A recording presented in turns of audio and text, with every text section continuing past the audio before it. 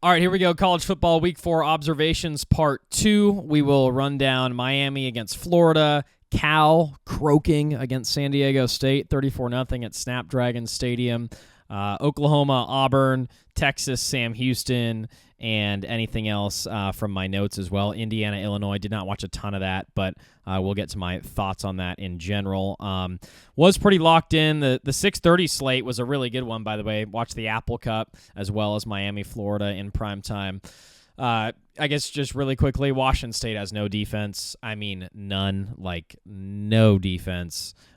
When the Beavs play Washington State this year, I think the Beavs play Lafayette and Sam Houston as well, which are winnable games. When they play Washington State, like if they can't move the ball against Washington State, I mean, just fold it up, because Washington State could not stop a nosebleed in that Apple Cup game, and that was at home, by the way, in Pullman. And I feel bad for Washington State. Obviously, Oklahoma got their OC and their quarterback, and Wake Forest got their coach from last year. So that whole program, again, total victim of the Pac-12's failed leadership and having basically no conference home and nothing to hang your hat on at the moment until they join the Pac-12 next season.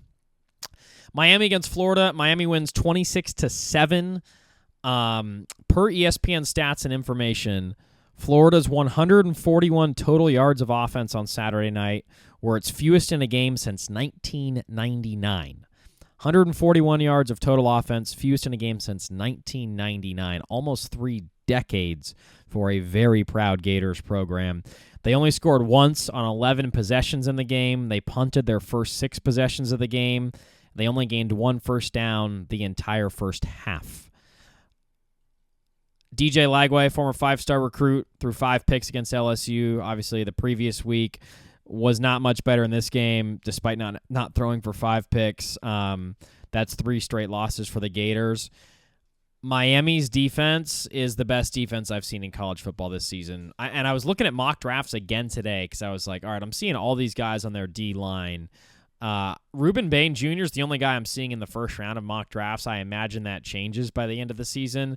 But Reuben Bain Jr. is just an absolute terror. And Herb Street did a really good film breakdown on game day this past weekend about how Miami's entire defense flies the ball, and he was showing all different guys, missing a tackle at first or getting into the backfield and then following a screen that, makes a touchdown saving tackle. Like, the effort that Miami's playing with on defense right now is totally commendable. They have a first-year DC. His name slips my mind at the moment, but not only are they a legitimate top 10 team with a 6th-year starting quarterback in Carson Beck, who they paid a lot of money for, who is just like sturdy and steady. Miami was not good on offense in this game, but I think Florida's defense is actually very good. Like, I think you have to give Florida's defense real credit, especially with going out there with a lifeless offense on the other side. Florida's defense is pretty good, but I like Beck being steady. I like Malachi Toney, the receiver.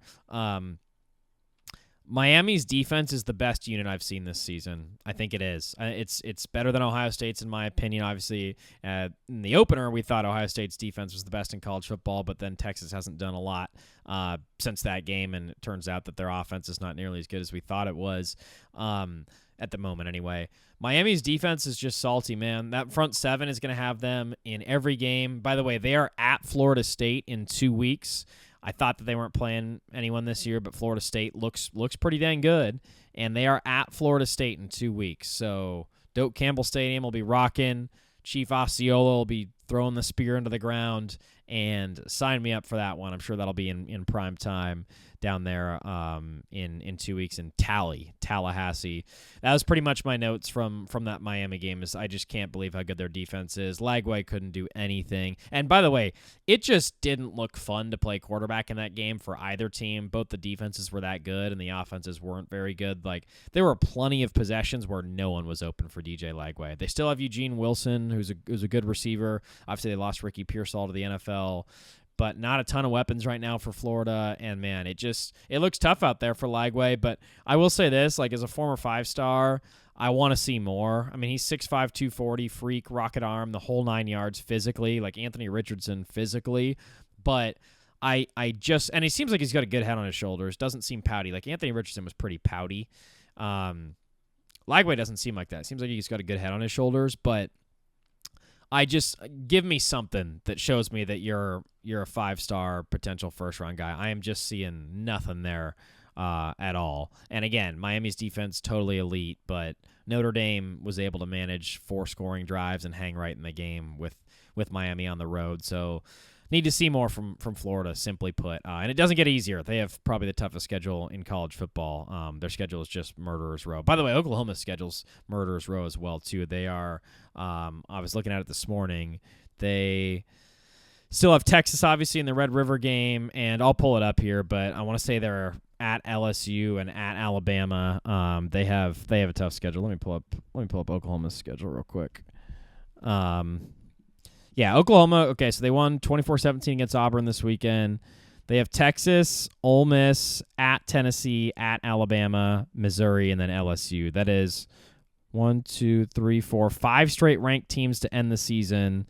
And from October 11th on, you're playing 6 of 7 ranked teams, and the only one that's not ranked is at South Carolina, who has a quarterback who might go number 1 overall and is a desperate team. Like, that is a murderer's row schedule there for Oklahoma. Oklahoma, Auburn, John Metzger looked really good. They win 24-17. Nasty cover as they sack former OU QB Jackson Arnold in the end zone for a safety. They were up 22-17. Sack him to go up 24-17. That is a disgusting beat. By the way, I will say Oklahoma in this game, they did the thing where they fake subbed a receiver out of the game, kept him in the game, but at the edge of the sideline, and then ran a route and threw a touchdown pass to him, which is illegal, by the way. The SEC rules, the SEC officiating official social media page tweeted out the rule. It's like NCAA 9.2, whatever it is, where it's illegal to fake a substitution for the sake of tricking the other team and running a scoring play. And that's exactly what they did. And Hugh Freeze, to his credit, knew that was illegal and was freaking out on the officials. And they didn't save it or change it in real time. They allowed the touchdown to stand. So obviously a really tough break for Auburn. Auburn's a solid team, man. Like I said, I saw them in person at Baylor. They have a couple prospects on their O-line and D-line who are first or second round type guys. They have a really good line play this year, and you saw that in this game. R. Mason Thomas, the Oklahoma edge, who's fantastic. He was suspended for the first half of this game due to a targeting call in their previous game.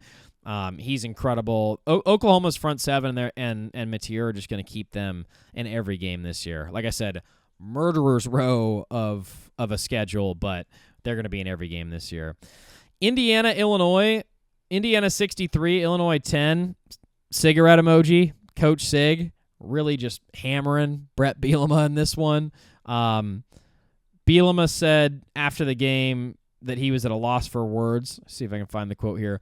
"We didn't respond to any adversity. It started with the blocked punt and never really got anything going on offense or defense. Embarrassing and at a loss for words." Fernando Mendoza shooting up draft boards here. He had a great game, 21 of 23, 5 touchdowns. Luke Altmaier gets smothered. I said it before, like I said last year when Illinois brought a top 10, top 15-ish record to Autzen and they were down 30 at half. It's been tough to trust them since then, still is. I think both these teams are the definition of teams who can blow out bad teams but get blown out by good teams. I still feel that way about Indiana. By the way, Indiana's at Iowa next week, and then they are at Oregon on October 11th. So we will find out just how good Indiana is on October 11th. And even at Iowa's a challenging environment. Iowa's offense had a little bit of life in their win against Northwestern on the road, 38-28. Win against Rutgers on the road, 38-28 on Friday night. But we'll find out exactly how good Indiana is. Remember, they did this last year. They beat all the bad teams in the Big Ten, and then they got rolled by Notre Dame and rolled by Ohio State. So it's just there's such a massive talent gap in the Big Ten between the haves and the have-nots right now, and really in all of college football. So we will see. We'll check back in with Indiana after that Autzen visit on October 11th, and they could be a top 10 team by then. I mean, they're 4-0. If they beat Iowa and Oregon on the road, they are absolutely going to be a top 10 team and absolutely deserving of a college football playoff spot. No question. We will see if they can actually do that. But at the moment, Coach Sig has the boys rolling 63-10 over Illinois. All right, Texas. Let's continue the observations with Texas and Sam Houston. Texas 55, Sam Houston nada. This was the the get-right game for Arch Manning. 5 total touchdowns, 3 in the air, 2 on the ground, threw for over 300 yards, had a beautiful deep ball to Ryan Wingo, just dropped it in the bucket. I mean, like 50-yard, perfect arc, the whole 9 yards. There's a clip going viral of Arch where he trucks over a Sam Houston State Bearcat. By the way, I saw a couple Sam Houston polos around Austin on Saturday when I was out watching games. He trucked over a Bearcat defender on his way into the end zone and was kind of standing over him in a cocky, brash way. And a lot of people, Danny Cannell threw on Twitter, this isn't the flex you think it is. A lot of people were hating on that. I would just say, like, he obviously has his confidence a bit rattled right now and needs to get that confidence back, and whatever it takes. I mean, he was throwing his helmet around on the sideline, screaming at his teammates. Like, I loved seeing the passion. I will always, stand up for passionate players as long as it's not something incredibly stupid like throwing a shoe or fake shooting a gun at some opponent. Like, as long as it's not something insanely stupid like that, I will always stand up for passion for a player. That's for sure. And that's what he needed, man. He needed this game. He needed to be the quarterback of a game where they win by 50 and he goes for 5 touchdowns and 300 yards. I'm still not fully confident in the Texas O-line. Arch got hit a couple times against San Jose State. Like, imagine how tough Oklahoma is. By the way, Florida's defense, very salty. I know their offense absolutely stinks, but their defense is very good. Texas has a bye this weekend. Then they're at Florida in 2 weeks. Then they obviously have the Red River game against OU after that. Those are, again, I feel like I keep saying it with every team from the South, but those really are 2 of the best front sevens in college football, Miami and Florida. Pardon me, OU and Florida. And those are the next 2 games for Texas. So they really need to get their O-line right. Gooseby, the left tackle, great player. He's holding up. Everyone else, especially the right tackle and the interior, not holding up. I would be nervous if I was a Texas fan going into the Swamp just with regards to protection. Now, their defense, Anthony Hill, Anthony Hill and Colin Simmons, their defense is so good. Like, Anthony Hill can fly. I mean, he is just, like, kind of reminds me of Derwin James almost, just a little bigger and more of like a linebacker edge. But he just is violent, and he craves violence, and he will take your head off. And that is an intimidating force right there. The Texas defense continues to be unbelievable this year. They only gave up, 14 points to Ohio State, one of those on a 4th down conversion. Both those scores might have been on a 4th down conversion, actually. But anyways, 14 to them, 7 to San Jose State, 10 to UTEP, and nothing to Sam Houston. So I expect the defense for Texas to keep them in every game this year. Again, at Florida and Oklahoma. And then their schedule's not too tough. At Kentucky, Mississippi State, Vandy, then at Georgia, Arkansas, and A&M. But defense still looks great. Arch needed this confidence boost of a game, and we'll see how much better their O-line can get. I really think their O-line improving or not is basically going to be the story for their season. I think the skill players in Arch will eventually get chemistry. Livingston and Wingo and Baxter and some of the other guys when they get... By the way, yeah, their running backs have not been healthy. They're down to like RB3 right now, so I think their skill guys will eventually be just fine, but we'll see how their O-line does for the rest of the year. Okay. Folks, I think I have my worst take of the season so far. My first terrible take on this here program was that Cal football had a chance to make the college football playoff. I said that last week. Those words came out of my mouth. That's my bad, okay? They were plus 1,500 to make the CFB.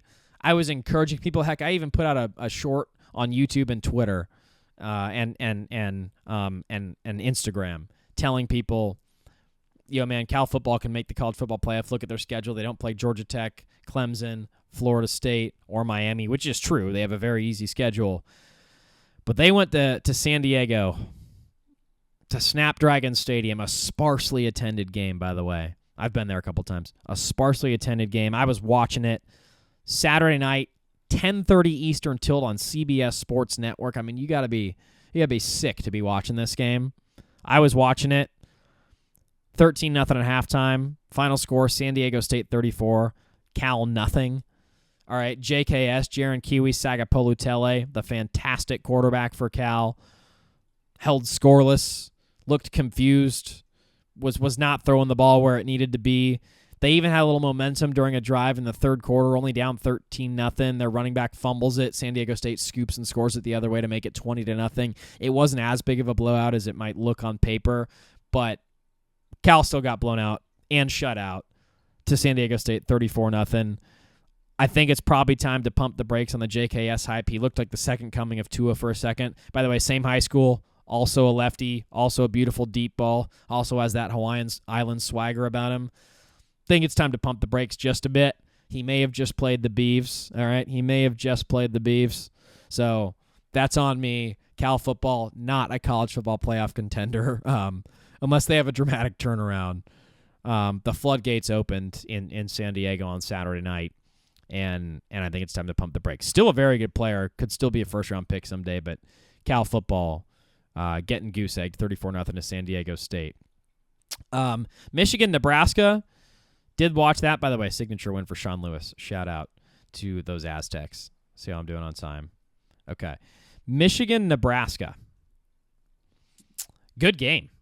They were bringing out Hall of Famers to speak to the crowd before the game in Lincoln. They brought out like the 90-something Natty team to honor them, right? I mean, Michigan's on an interim coach still while Sharon Moore serving that Connor Stallions, Pete Thamel, Connor Stallions suspension. Biff Poggi, by the way, total legend. He did a really funny hit on College Game Day and told Saban he learned everything about paying players from Saban. Super funny. And Saban actually laughed. Remember last year when Shane Gillis made fun of Saban for paying players and Saban didn't laugh? At the college football playoff game, Notre Dame, Indiana, the game day game there. Saban's starting to lighten up a little bit on that. I think, it also probably helps when it comes from a coach who he's worked with over the years, and Biff Poggi. This guy is a legend. Solid road victory, total raucous environment. Nebraska was close, man. They went for it on fourth down inside the 10, like 4th and 1 or 2, and didn't get it. They also shanked a field goal. So they actually had a couple of missed opportunities in this game, and Michigan was hitting deep field goals. That kicker for Michigan is really good. Zavada, starts with a Z. That guy's really good. Bryce Underwood's still struggling as a passer. I think he is going to be good, but just not a lot of weapons yet for Michigan in the vertical passing game. Bama transfer running back Justice Haynes, 149 yards, busted a couple of big ones. He, I thought, was kind of the highlight player of the game in addition to Michigan's defense. Dylan Raiola played well. It is so weird that he looks exactly like Mahomes and runs exactly like him, and even he did a couple of the underhanded fall into the ground pitches. I mean, he literally just tries to play exactly like Patrick Mahomes. It's getting odd. Like, it's everything. The way he runs, the way he slips, the way he warms up, the way he does the scoop passes on purpose as he's falling to the ground. It's odd. It's very odd. Nebraska scored a late garbage time touchdown to make this closer than it was, but it pretty much was a 1-2 possession game the whole time. Anyways, that's your final. Michigan 30, Nebraska 27. Believe Nebraska's now 0-29 in their last 29 games against ranked teams, something crazy like that. So a tough time for Nebraska. That's pretty much what I have for you on the college football front. Like I said in part one, did a big Oregon breakdown and a Texas Tech breakdown. Those are my big takeaways from the weekend. Obviously, Apple Cup, tough times for the Cougs right now, especially on defense.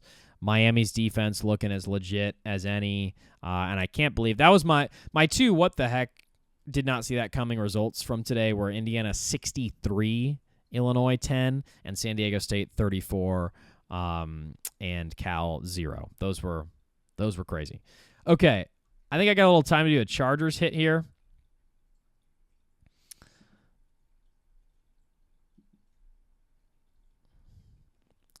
Folks, per DraftKings Sportsbook, Justin Herbert has the third best odds to win the MVP, plus 550, even better than 6-1 right now.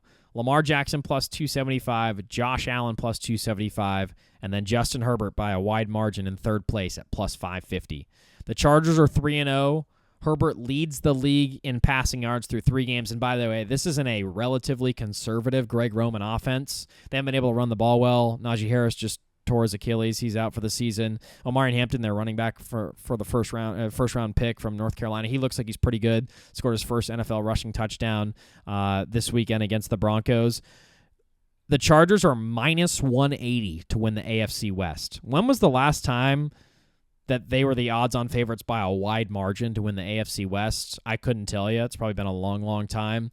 They are minus 180 to win the AFC West. I'm just going to go through their schedule real quick. I'm seeing a 12-0 start, objectively. Kind of kidding. It's the NFL. But obviously I'm pulling for Herbert. But listen to the rest of their schedule. At Giants. By the way, they need to get their pass rush absolutely shaped up. Pass protection, I should say, shaped up. They have had... So Rashawn Slater, they made the highest paid tackle in the history of the sport this offseason, and then he got hurt for the season right afterwards. Tough break for the Chargers. Even more impressive that they look this good after that event happened. Makes him one of the highest paid player in the history of the sport at his position. Then he goes down. They slide Joe Alt over to left tackle. They could have drafted Malik Neighbors last year. Instead, draft Joe Alt. Ends up being an amazing choice because they need Alt to protect Herbert's blind side, and he's doing a great job. Got beat badly once this past game, but in general, he's been incredible. Jamari Sawyer, their backup right guard, was getting shoved around. The Broncos D-line was in the backfield the whole game. So the Chargers need to get better up front because the Giants, as much as they stink and as much as their quarterback situation's hilarious, I don't know if you guys caught the Sunday Nighter, but they were just throwing in Jackson Dart at random times to try to spice things up, basically. The Giants have a good pass rush with Kayvon, Sexy Dexy, Dexter Lawrence, and Brian Burns from Florida State. Those are three really good pass rushers. So the Chargers need to shape up that protection for sure.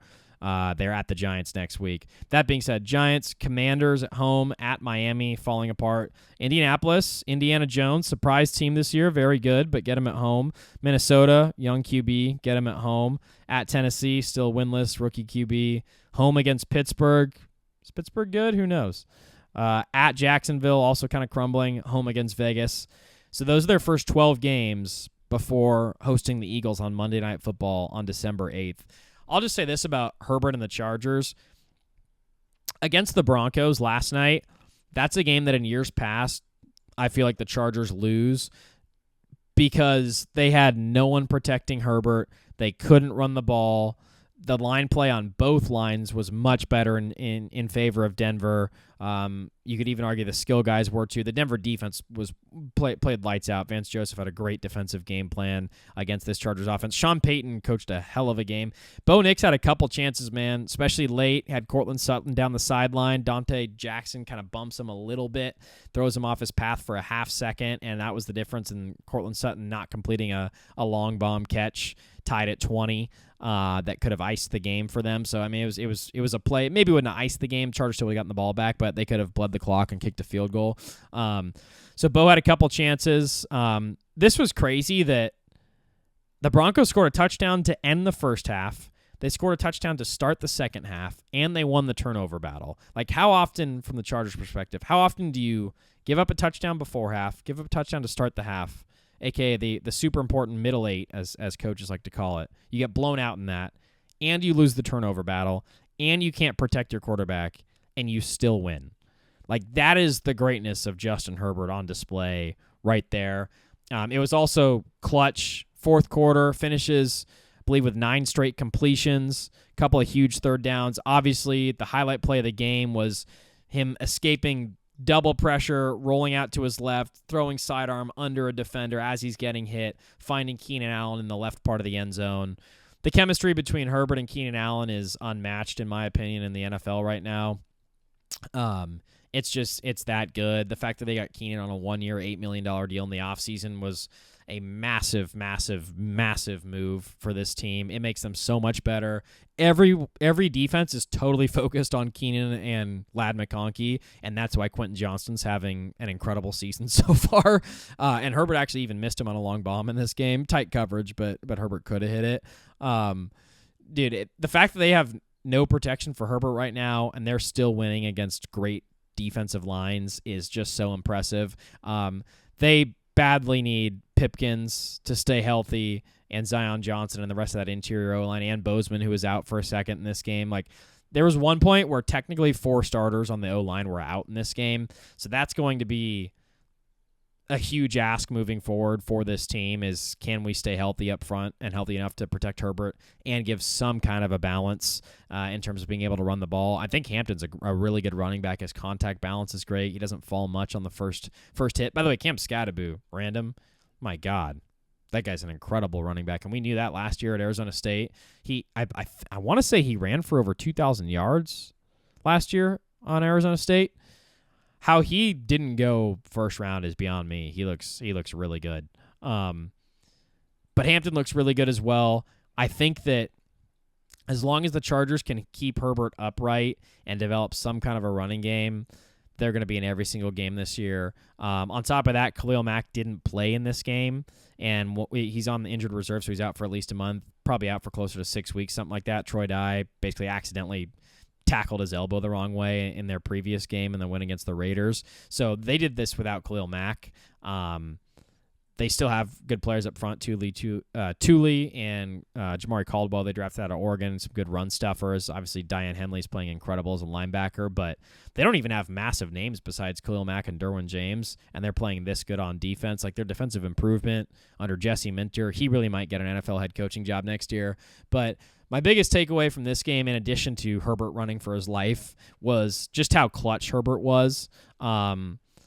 That is what great quarterbacks do. They win games when they need to put teams on their back and lead last-minute drives, and he did that twice. Touchdown drive to tie the game at 20, and then drive to end the game to a couple different completions to different guys, Hampton, McConkey in the middle of the field, to get them in manageable field goal range for Dicker. Instead of a 57-yarder, it was a 43-yarder for the win.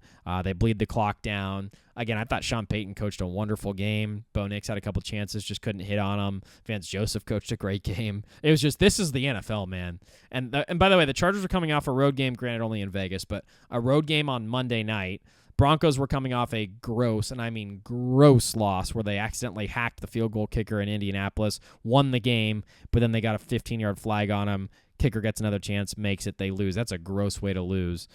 So all of the scheduling advantages or disadvantages and how pissed off a team was or not were in favor of Denver in this game. It was a back against the wall, throw the kitchen sink at every position type game, and the Chargers still pull it out.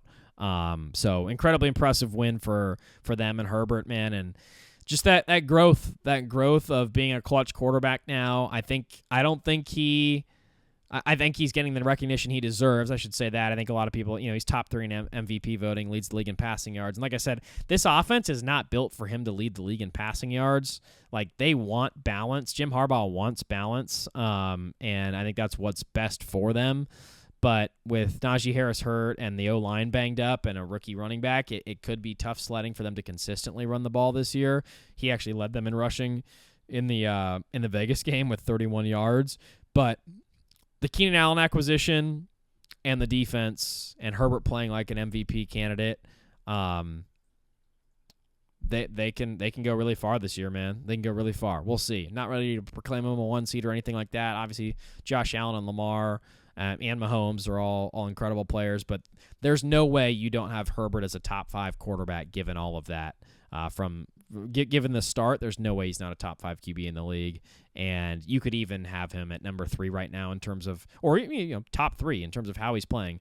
Is Lamar for sure playing better than Herbert? Is Mahomes for sure playing better than Herbert? Is Allen for sure playing better than Herbert? I don't think so. He's right there, man. It's fun to watch. We'll see how they do. They need to get healthy along the O-line. But that is it for your college football recap and your Chargers recap. Appreciate you guys listening so much. We'll definitely be back this week to continue previewing the week of college football ahead with Oregon playing Penn State and College Game Day being in State College for that one. Going to be a blast. We'll see you guys soon later this week for a preview of that and more. Thanks for listening.